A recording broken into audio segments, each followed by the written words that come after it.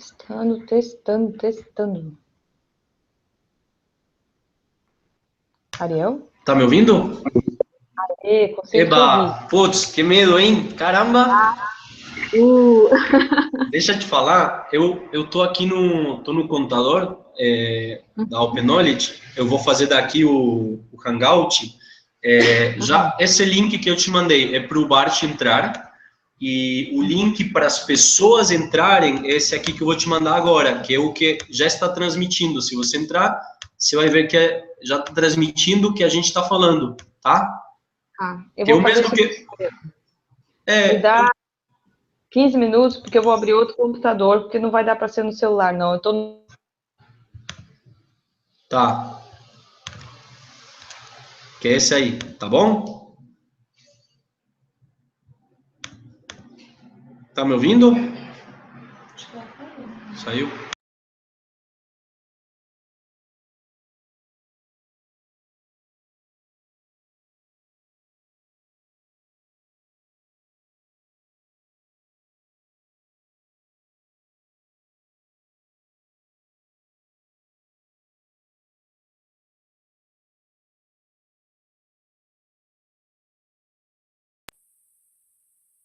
Tá ouvindo?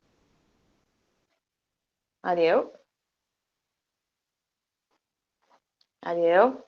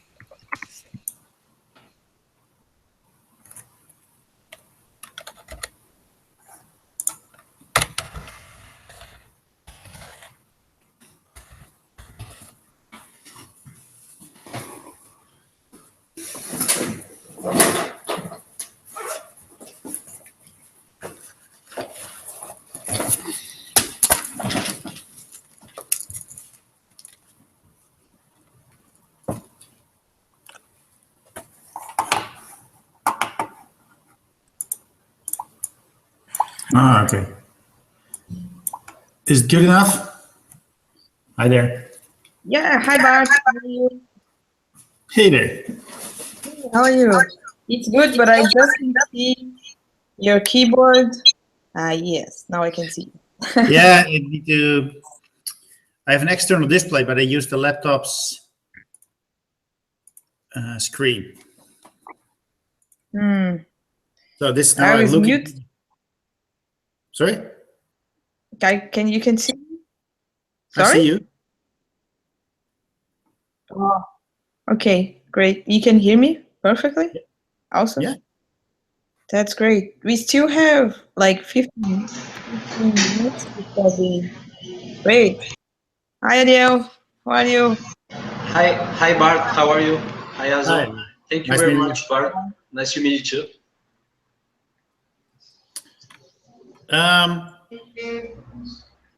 So I was actually wondering what the contents would be. Do you expect me to just tell a story, or are you gonna ask me questions?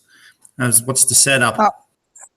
They're gonna ask you questions at the end of the webinar. The idea is that people ask you questions for about 10 minutes. If you are willing to answer these questions. If not, we can just gather the answers and then send it to you after the webinar. Okay, but you expect me to present something? Yes, you can, or you cannot use your presentation. You can send links for the people. We are pretty flexible. It's our first time. Okay. So. Well, I have my standard talk. I did not really prepare a presentation, and I have no clue how I should do a presentation through Hangouts. That's the other thing. Yeah, for doing a presentation through Hangouts, you just have to share your screen. You have this green link in the left, and you share your screen like I'm doing right now. And then you can share your presentation. Let me try to do this here. I have one presentation. Let me see here. What should the focus be on, mainly? Mainly, it's the we shared the video of you talking about the prevention. I think that telling the history on how you're using linked data to try to prevent damage or to get information to help the firefighters to work to improve their work with linked data. It's the focus. You can or you cannot. It's up to you to get into technical details. But I think that the most important part is that you tell how you do business with that. Okay.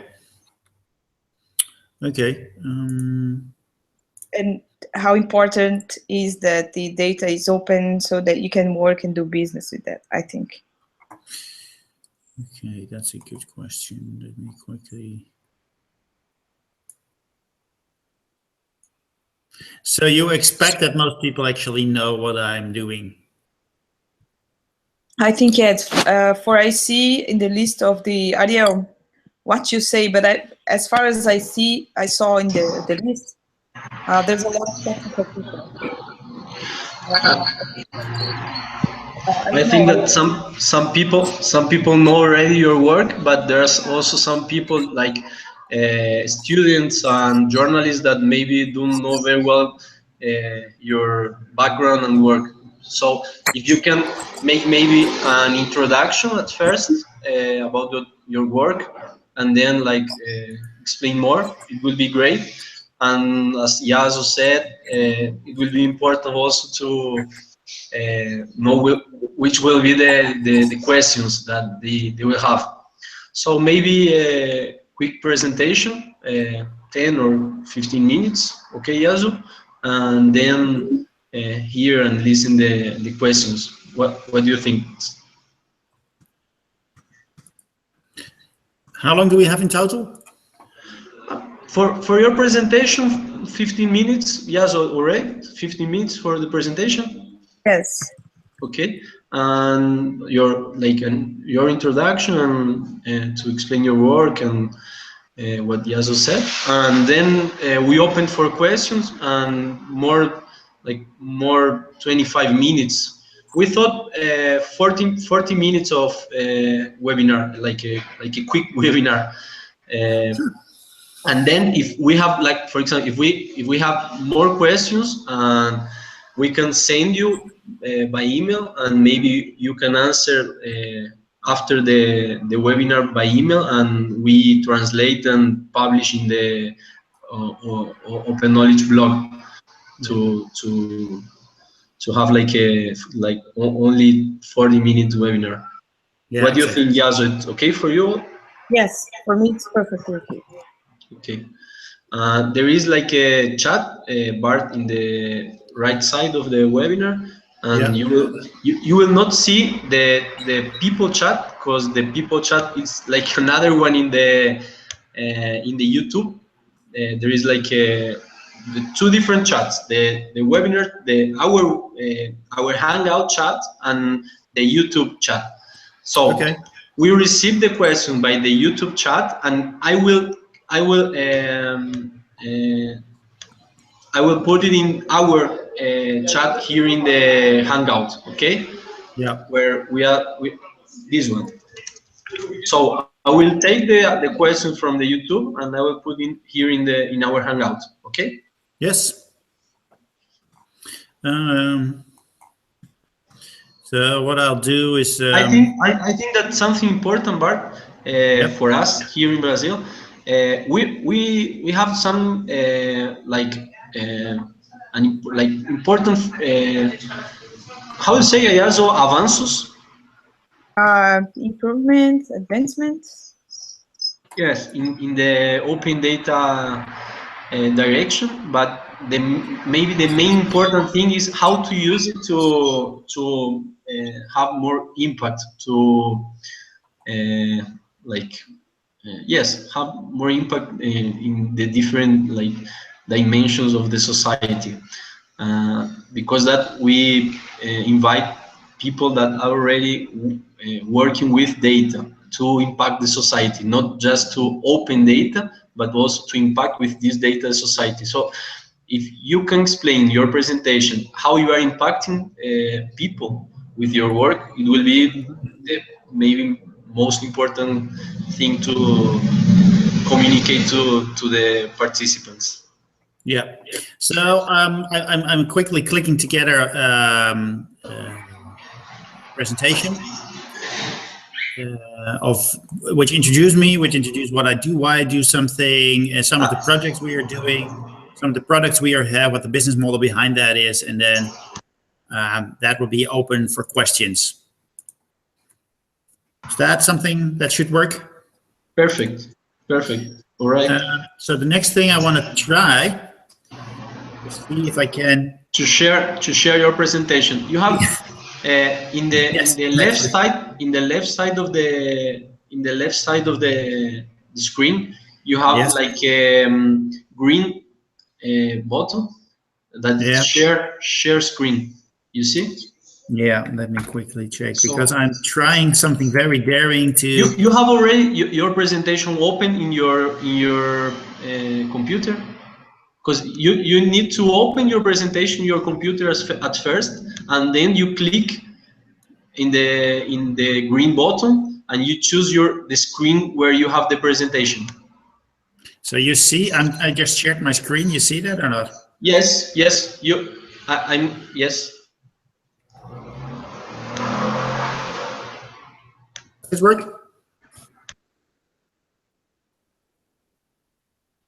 Do you see something now, slide? Hello?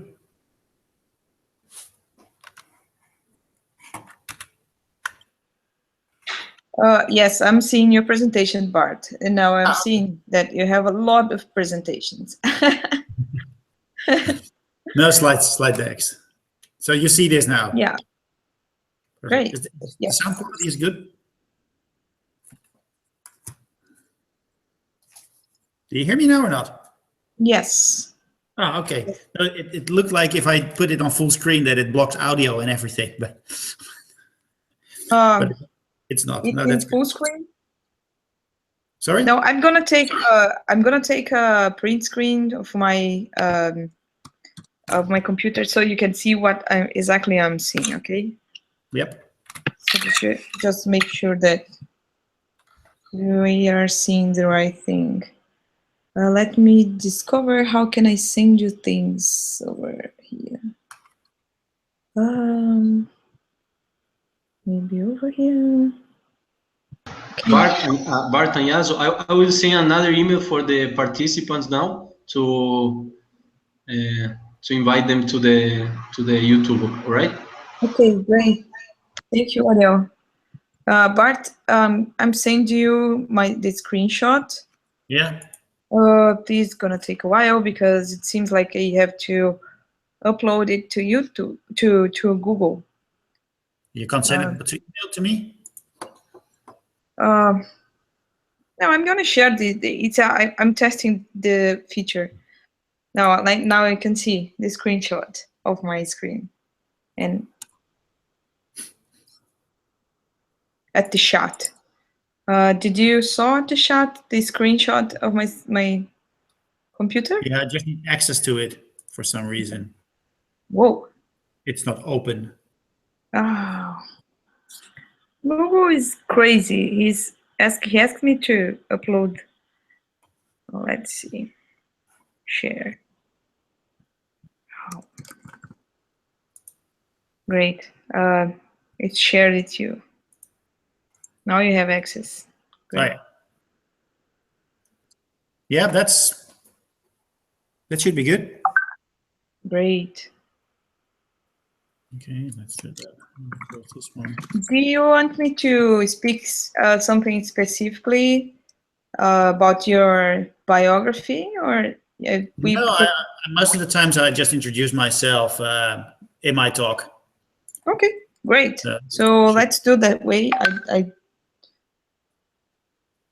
That's great. So Ariel is gonna give you thanks, and I'm giving you thanks also, of course. But he's gonna thank you and make the open of the overture of the webinars, and then you can start speaking. Okay. Okay, perfect. It's 4 o'clock, right?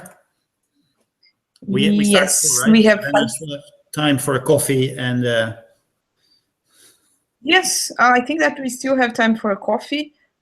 We still have 10 minutes or 5 minutes. Yeah. Ariel, because I'm always confused with What is the? We may start in 5 or 10 minutes. I think that I don't see any problem to start that in 10 minutes.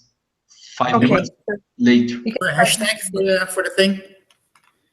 Oh, sorry? For a hashtag? Yeah, we didn't talk in a hashtag. Oh, great! That's. I'm happy that you talk about this. Oh, Ariel, what about something like this? Okay, webinars. What do you think, Ariel? Wouldn't that be OKFN Brazil?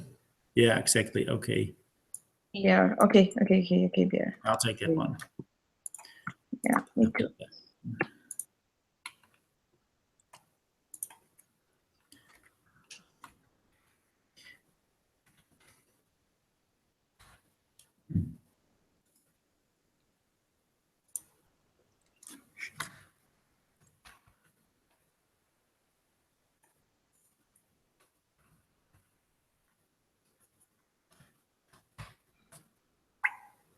So I'm going to be right back in 5 minutes. I'm going to get more coffee, and I'll be back in 5 minutes, okay? Yep.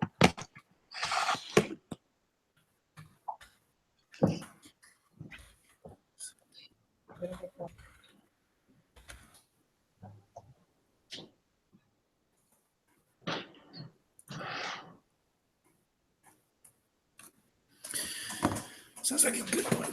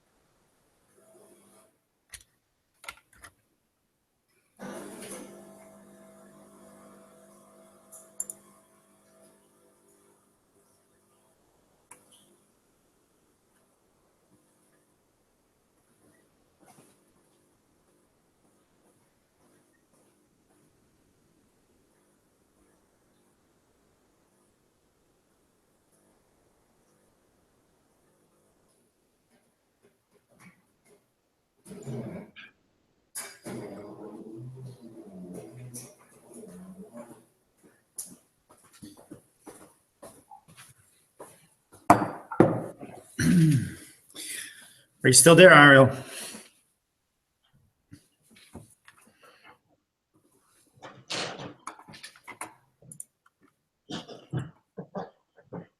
Just getting back. I'm going to get more coffee, and I'll be here in 5 minutes, okay?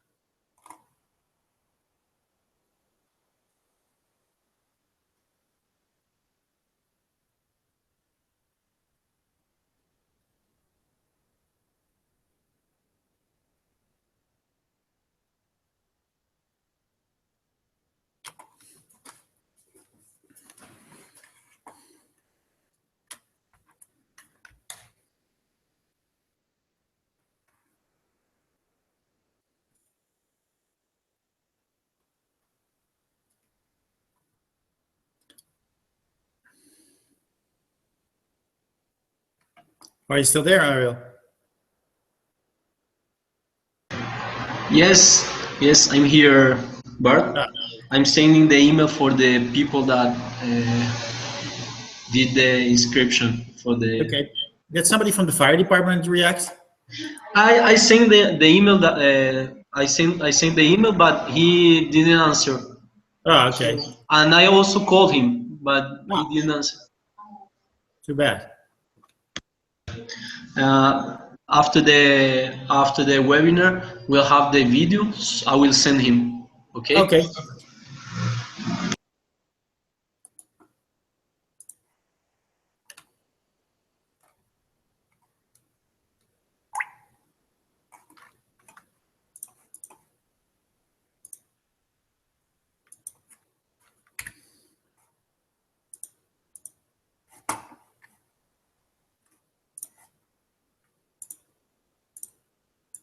Yes, I'm here.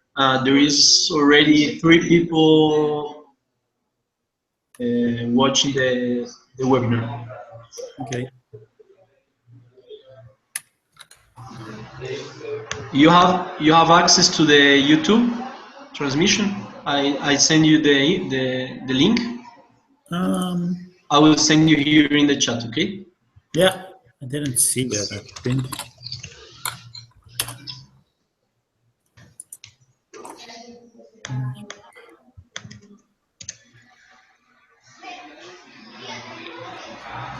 This is the link for the transmission in YouTube.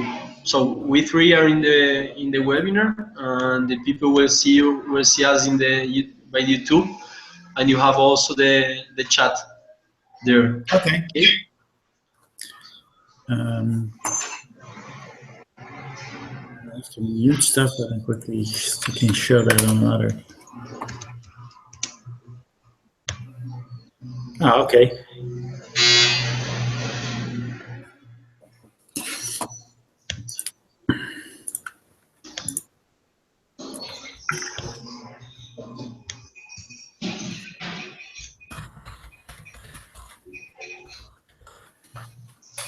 There's a huge delay in that. Okay.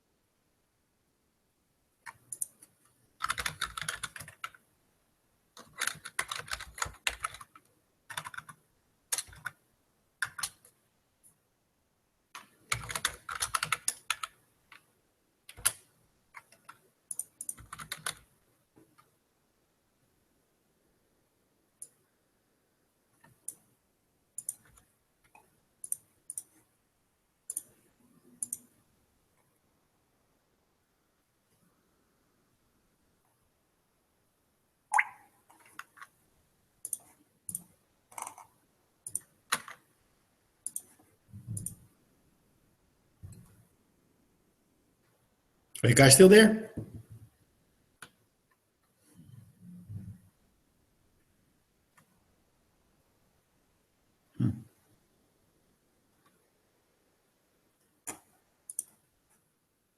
Yes, and I think it's time to start. Ariel, do you want to start?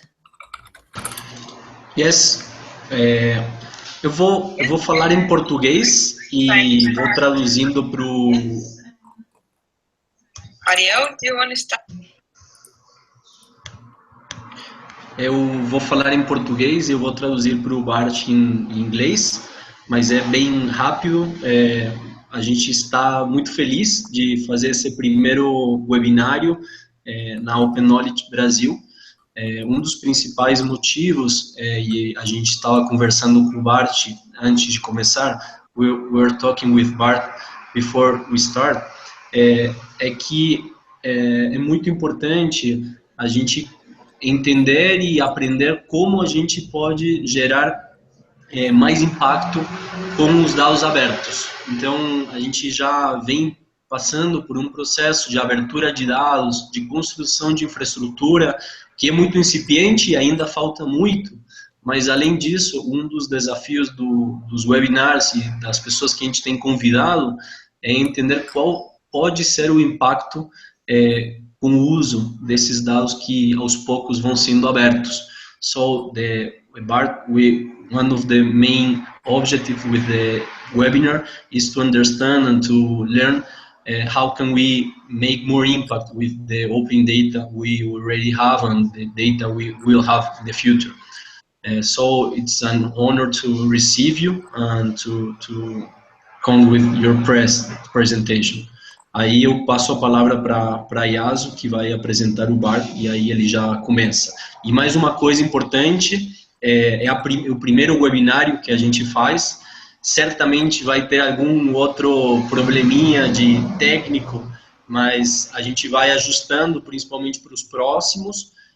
A ideia é que o Bart faça uma apresentação de mais ou menos uns 15 minutos, e depois a gente vai utilizar o chat do YouTube, justamente para receber as perguntas para ele. E aí ele vai responder, para vocês. O vídeo vai ficar disponível no YouTube da Open Knowledge. Aí eu passo a palavra para a Yasu, então.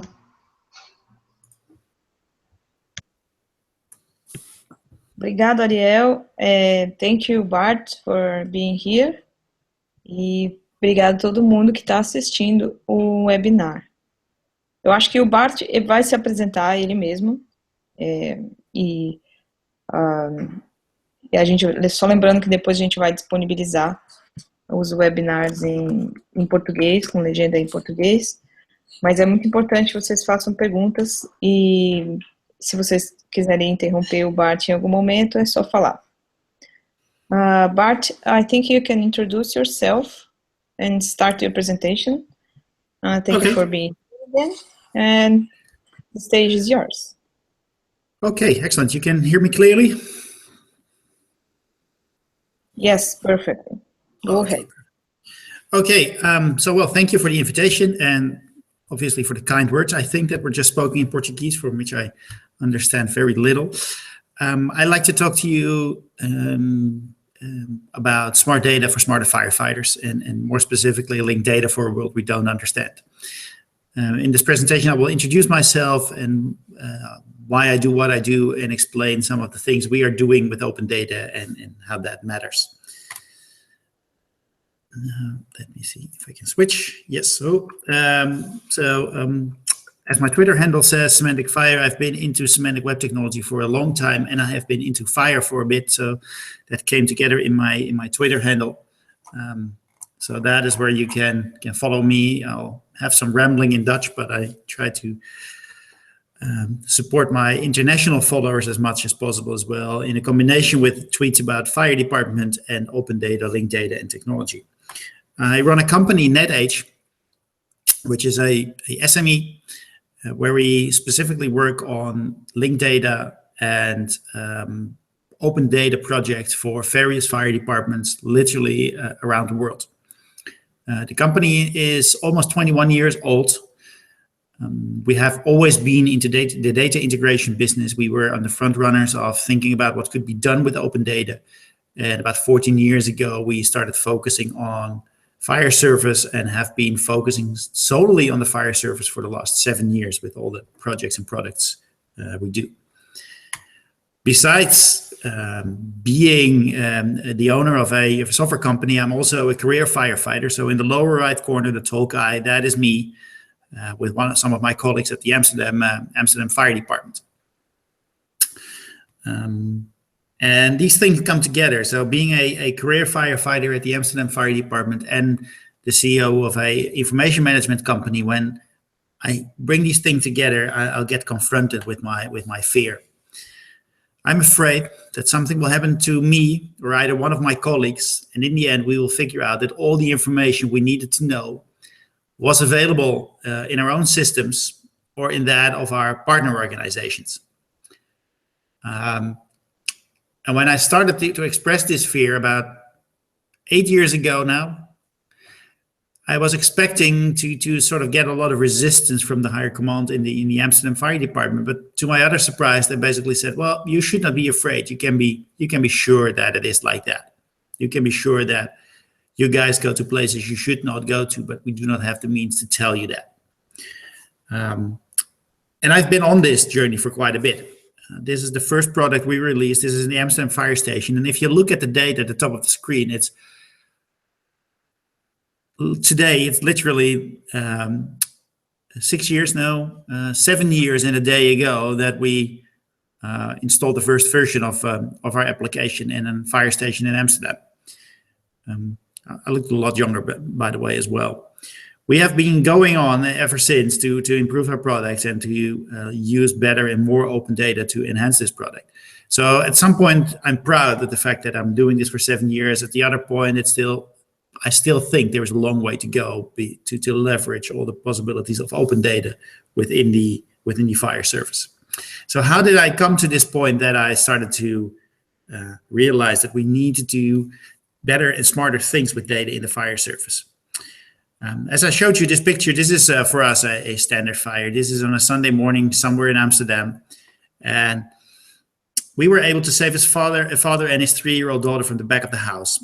For us, as dramatic as it might look to non-professionals, this is a standard fire. This is business as usual. And obviously for you, if it happens to you as a normal civilian, it's the worst thing that can happen because you lose everything. As you can see, the fire engulfed the complete house.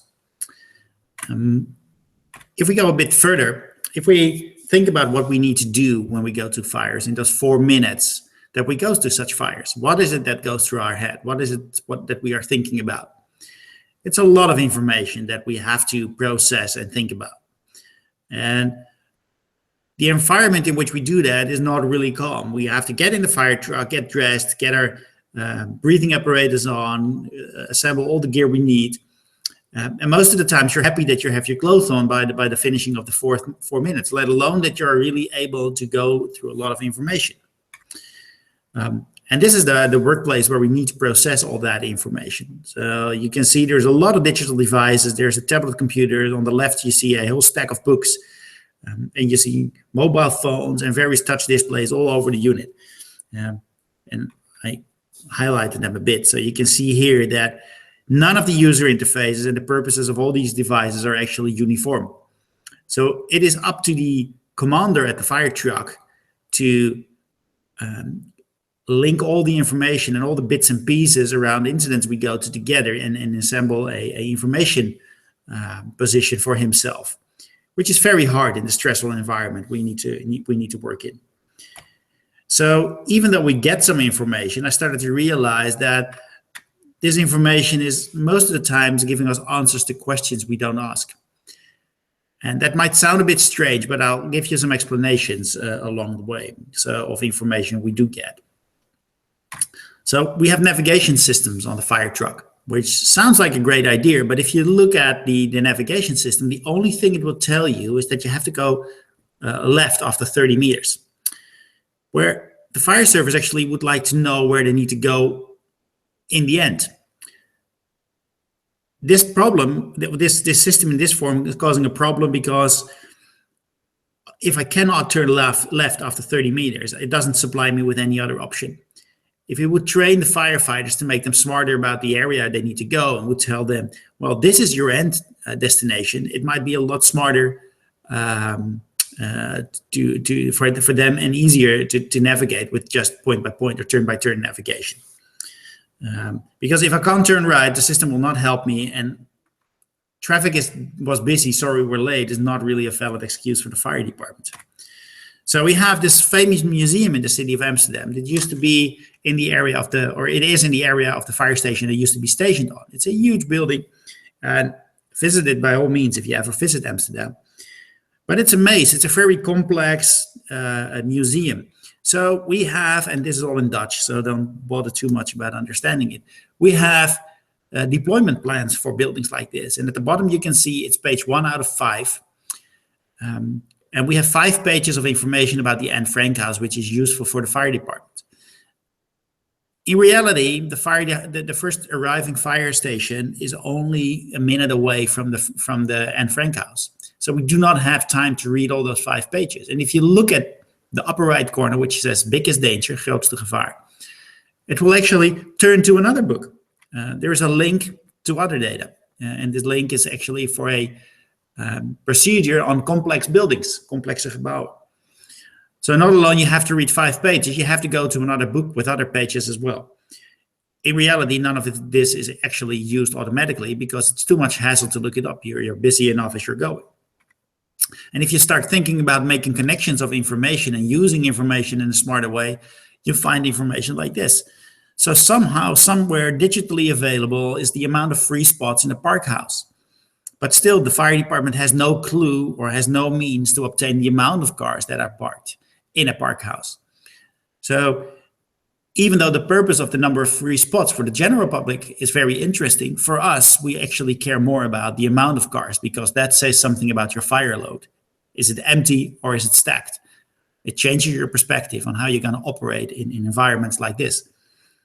So the data is digitally available. Why do we still have to make the links?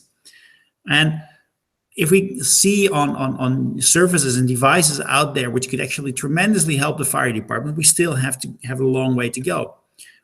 The Nest smoke detectors, I'm actually not sure if they're available in Brazil, but sooner or later there will be internet-connected smoke detectors. And these detectors can spit out a huge amount of information where you can do all sorts of interesting things with. Anecdotally, I think my Nest smoke alarm is going off. Google AdWords just pitched me a fire extinguisher and offer for temporary housing. So what they basically say here, if this thing is connected to the internet and it detects a fire, it could actually modify the way Google AdWords reacts to the position or the situation in your home. This is all great, but you better have the fire department having access to that information as well. And that is obviously a difficult thing to talk about to large companies like this, but it would be really great if sensor technology would be open for the fire department to use.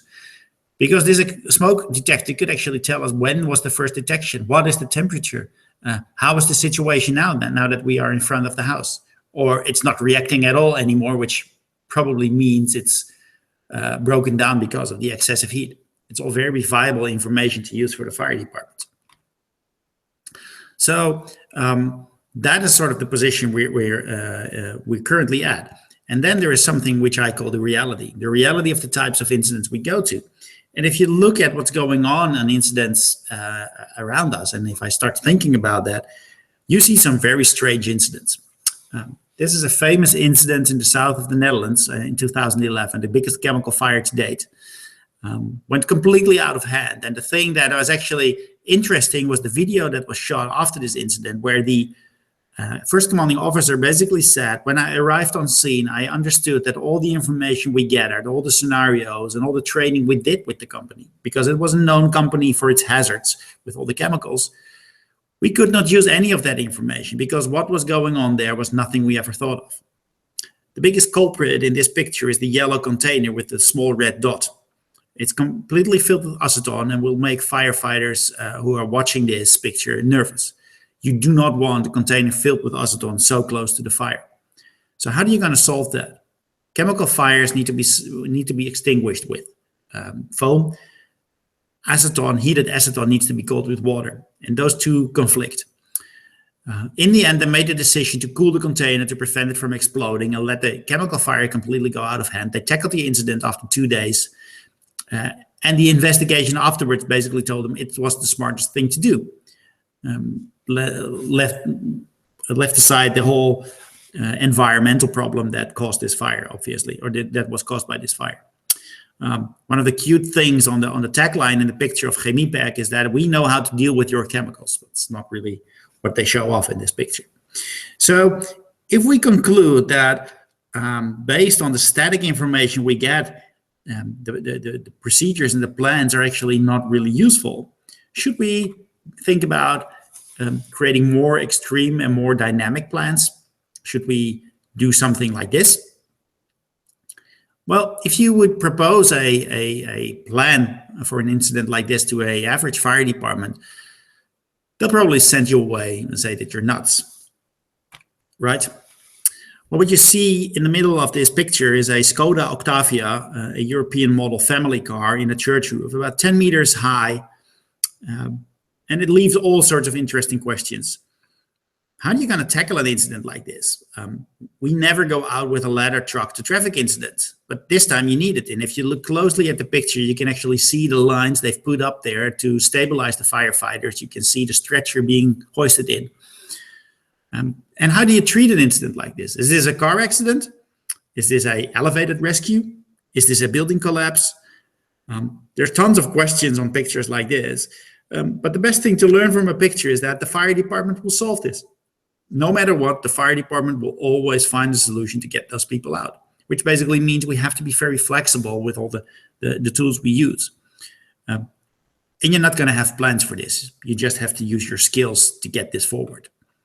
And if you look at incidents which are bizarre and hard to classify, it's the same thing. For Dutch standards, this would be both a train accident because it is blocking the rail track, but obviously also a plane crash.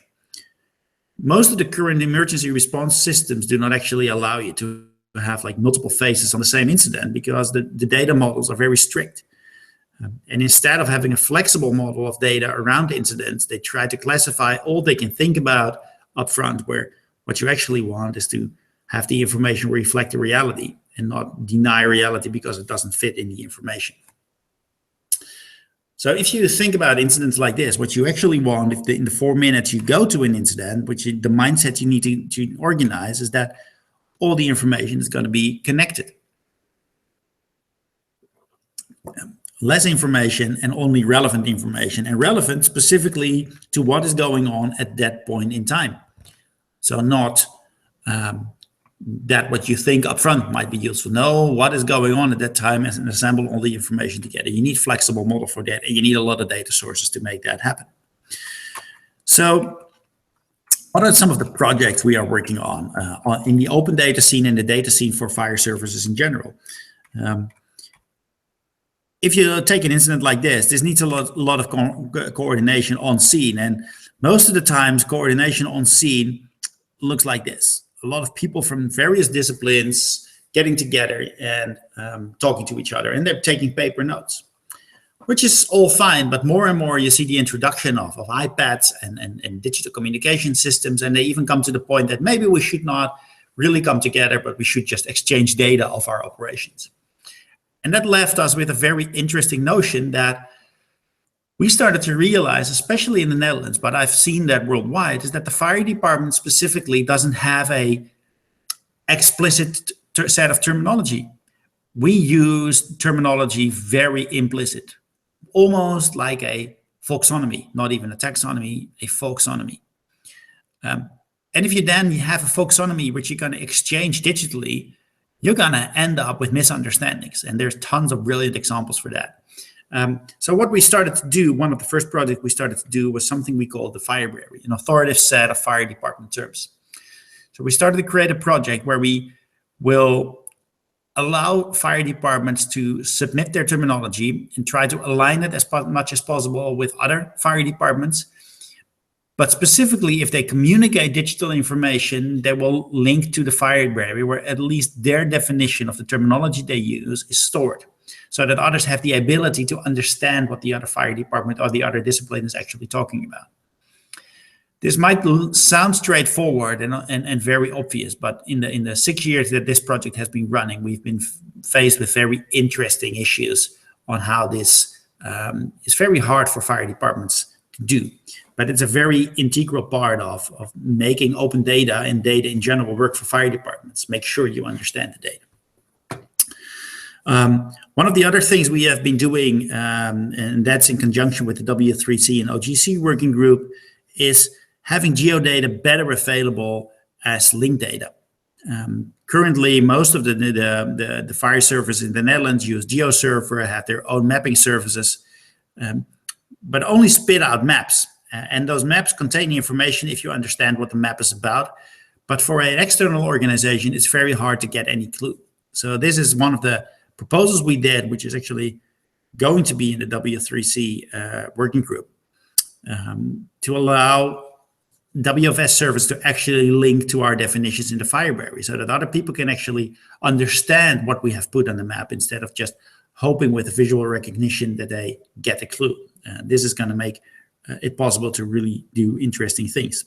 And it's all based on publicly available open data and linked open data.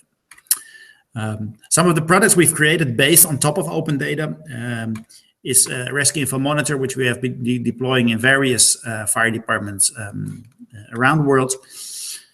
This is a technical overview, but especially on the top right, where you see building and address administration, is that we are able to tap into publicly available data sets about buildings and addresses and geographical information, businesses, and tons of information. We pull that into our system and we help firefighters to create a completer picture of the incident they go to and the environment they work in.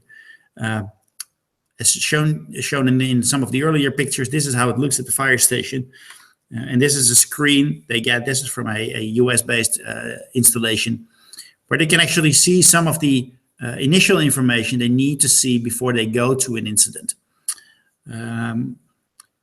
The advantage of a system like this compared to mobile systems is that this gives the firefighters the first glance of the incident they go to while they are still at the fire station. It gives them a possibility to have a first quiet look in this relative moment of tranquility before they run out. And because if they start driving with the fire truck, there is going to be a lot of distraction around what they're doing to absorb the information. And based on where we are, where the geographic location and availability of data sets, we can do very interesting things. We can put business identifiers on there, what type of businesses are there, and then attach specific hazards and some of the standard operating procedure cards I've showed you in previous slides. We can actually automatically link that so that they have that in one display. They are going out well prepared. One of the other projects we're doing completely based on open data for now is something we call Rescue Info Insight, where we use open data to create risk maps of neighborhoods based on various socio-demographic pieces of information. You can determine that certain neighborhoods have a higher risk of fire than others. And this is a pretty cool project started by a master's student at the VU who's now working for us as our data scientist in the company. By collecting as much open data as possible, we are really able to draw a very concrete picture of where the risks are in your city. It's not predicting fire. I do not like the term of prediction with open data, but it gives you a good insight in where your risks are and how you should better and where you should better inform the public about the types of fires that I might have. So it might turn up, this is the city of Amsterdam, where we draw a risk map with some indexes, and this will specifically tell you, okay, in certain neighborhoods, because of the types of buildings, because of the age of the buildings or the renovation status or socio-demographic backgrounds or accessibility, you need to either think about having better fire service there or better educating the people so that they are first aware they live in a dangerous neighborhood and that they might actually change their course of actions to prevent fires from happening. So that is very briefly on what we are doing with open data. I could go on for hours and hours. So I think it would be a nice time for some questions. But I think the first question is obviously, how did this guy end up there? So I'm going to answer that for you. The picture is taken in the eastern part of Germany, or in East Germany. And in Germany in general, they do not have speed limits. So in Germany, you can go as fast as your car can take you. This guy was doing probably 180 kilometers an hour and took an off-ramp off the highway, missed a turn at the bottom, and launched himself 30 meters through the air, and was stuck up there for 2 hours. They eventually did get him out alive, but I'm not sure if he's still alive, if he has a driving style like that. So I think it's time to answer some questions, and I'll see if I can get myself into the picture again.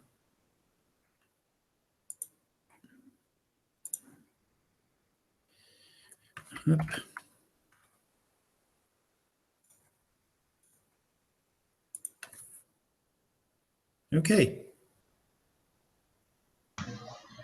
Thank you very much, Bart, and thank you very much. It was very interesting. There is like 11 or 12 people here in the transmission, in the webinar. I'll speak something in Portuguese. Pessoal, as dúvidas, por favor, enviar pelo chat que tem do lado direito do YouTube, da tela do YouTube. Tem um chat, algumas pessoas já se apresentaram. Eu peço para encaminhar as perguntas através do chat. A primeira pergunta é da Yasu, eu abro para ela e eu também tenho uma outra pergunta. Yasu, você quer fazer a sua pergunta? Sim, a gente faz em português, Ariel? É bom. Acho que pode fazer nas duas línguas, talvez, rapidamente. Tá bom. Bart, I'm going to ask you in English and then I'll translate it to Portuguese. Yeah, I think that's the best thing. Okay. So about the accident with the car and in the church, I found that that experiment, like it's not an experiment, it is an accident, but your views on that are interesting because we are living this era where everyone is talking about big data for preventing accidents, and definitely accidents are something that is difficult to prevent because using big data, because if they are unexpected and not previously seen before, it's not something that big data would actually foresee. Like some car in a church roof, that's not something that using past series you could foresee. So could you tell us a little bit about the difference between having lots of big data, trying to foresee or see in advance situations like this, and the difference between having related data to organize the actions that you see when you are fighting this kind of accident, like very different accidents? Okay. Yeah, excellent question. One of the slides which I did not put in there for the sake of time is that, which is a very interesting read, is the black swan theory, the impact of the highly improbable, which is more or less about this. This is from Nassim Taleb, and we could think about maybe actually putting a link to that book somewhere in the publication of this webinar. He basically says that if unexpected things happen, then they create disbelief in general, and then later on we will go over and sort of go over the data, and then we say, okay, well, we should have seen that coming. It's very logical that happened. But he says that the statistics are very bad, or it's actually completely impossible to use statistics to detect future incidents. we tend to use big data to predict everything, but I really believe that that's not going to happen. What we can use big data for is to detect some of the standard types of fires, and that is what we use this insight product for. So what are things that are really happening on a regular basis, and how can you see where it's most likely that something like that will happen? But that does not allow us to really predict what is going to happen.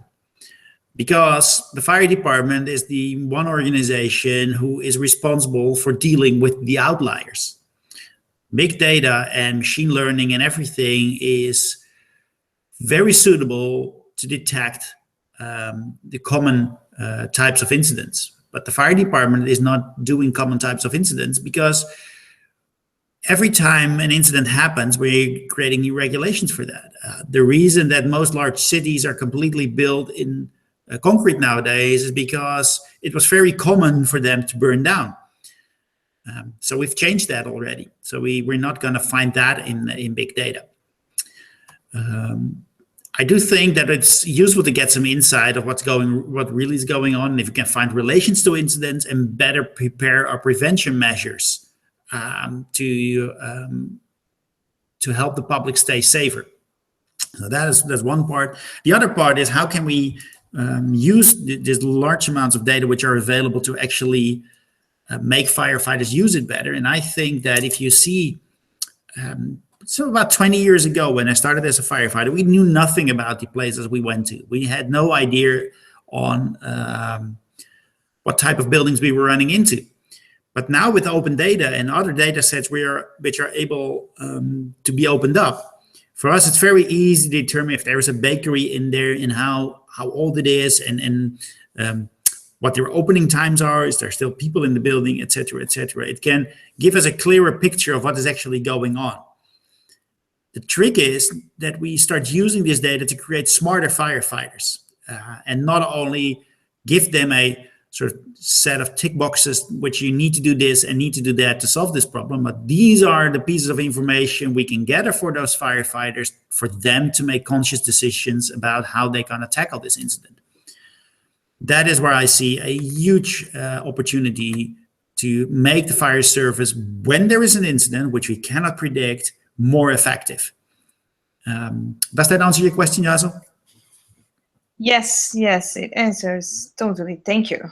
I think that the question of that Ariel has. Ariel, you still there? Yes, sorry, I had my microphone offline, sorry. Okay. But I ask you another question, first in Portuguese and then in English. Eu gostaria de saber quais são as dificuldades numa situação de crise, como algumas que você mencionou, para juntar e fazer com que os atores envolvidos trabalhem de maneira integrada, e como a Open Data pode ajudar nisso. Então, so in English, I would like to know which are the main difficulties to put all of the main actors, the people that are involved in a crisis situation, to work integrated during the crisis, and how you think that open data can help for that. I thought in the last week the crash airplane, and there was a lot of actors working like together, but not necessarily integrated, and maybe or as you said, open data can be a support and can help in this way. What do you think? And I would like to know what do you think about that? I think you have to understand that, especially in the beginning of a crisis, and take the very unfortunate incident last week with this plane crash. It's going to be very unclear. There will be always an unclear situation in the beginning. If we use open data, I haven't looked into that incident, but if you look at what you could do with open data in very early stages of an incident, that would be very much generate a common picture as soon as possible. so that all the people actually have an understanding what is really going on and share the information they have available openly. And there's quite a bit of examples where that could be of interest, especially if you have interdisciplinary incidents or cross-border incidents. We have this sort of famous problem in the Netherlands and Germany that we both have ambulances, but what the ambulances can actually do is not the same on both sides of the border. In Germany, you actually have two types of ambulances, and the Netherlands has one type of ambulance, which is sort of in between the two German types. If you would communicate to the German, from a Dutch perspective, to the German, say, give me an ambulance, they would have no idea what to send, or they would send something and it will never be what you expected. So opening up what you do as organizations before the incident starts can actually help you make better understanding of what's going on.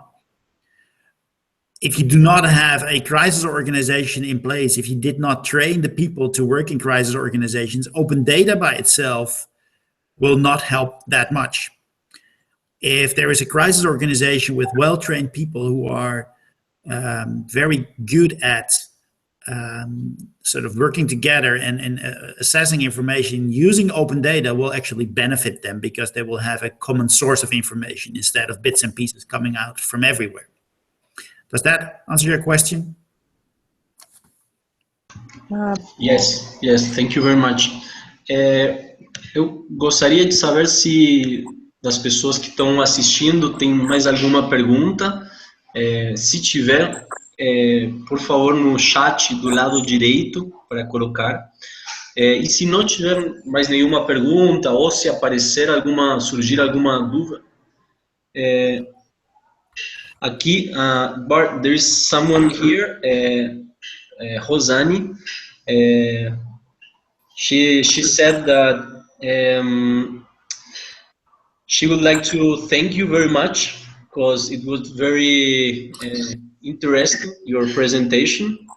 And she said that it also opened a lot of ideas to when you present your cases about linked data, to think solutions for the Zika, chikungunya, and dengue, some of the main epidemics here. Mm-hmm. So Rosani would like to thank you about that. And Everton is saying that it's a good idea to think projects here in Brazil. And so, if anyone, se mais ninguém tem perguntas, if anyone has more questions, I would like to thank you very, very much for your time, Bart. For me, it was very interesting, your experience. As I said, we have an important challenge here in Brazil and in Latin America to make more impact with the open data that we already have. We are in the process to open more data, but we need to understand what we have to do with the data that we already have, and how can we change the life of a lot of people with this data. So for me it was very interesting, and I don't know if Yaso would like to say something else, but thank you very much, Bart. We'll translate your presentation and cut in to upload in the YouTube again. If someone else would like to send us another question in the next days, you can do it by the email of the Open Knowledge Brazil. I don't know, Yaso, if you want to say something else. Yeah, just thank you, Bart, again. It's the first webinar of a series, so you're the opening webinar. We are going to compile and probably you're gonna receive an email asking for the links of the references that you've done. Congratulations for the work. And thank you again. It was my pleasure. Great, then that's it. Okay. Thank you very much e muito obrigado a todos que participaram. O vídeo vai ficar disponível. Have a nice day, Bart, and boa tarde para todos aqui no Brasil. Yes.